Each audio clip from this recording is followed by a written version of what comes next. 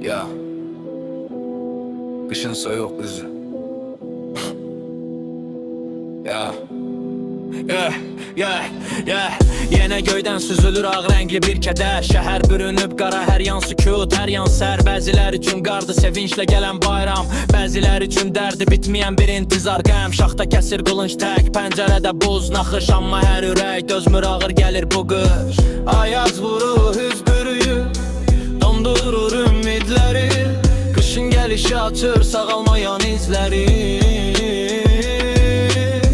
Kimi isti evində çayını içib gülür, kimi soyuqda modda qışın zulmünə dözür. Biri odun yandırır, otağı hiz bürüyür, biri borcun əlindən qarın içində çürüyür.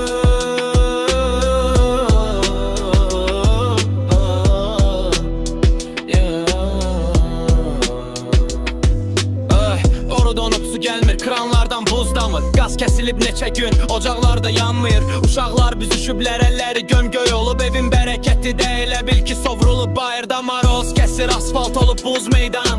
Yoxsulun axı qalxır göyə hər bir qapıdan.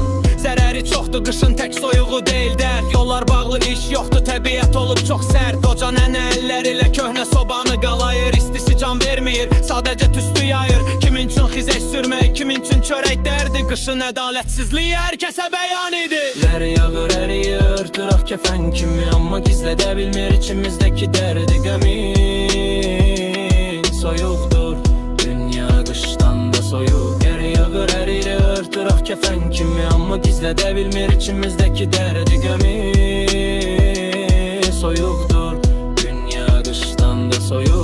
Ayaz vurur üzləri, dondurur ümidləri.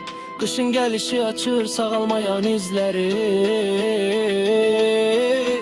Kimi isti evində çayını içib gülür, kimi soyuqda maltda qışın zulmünə dözür. Biri odun yandırır, otağı iz bürüyür, biri borcun əlindən qarın içində çürüyür.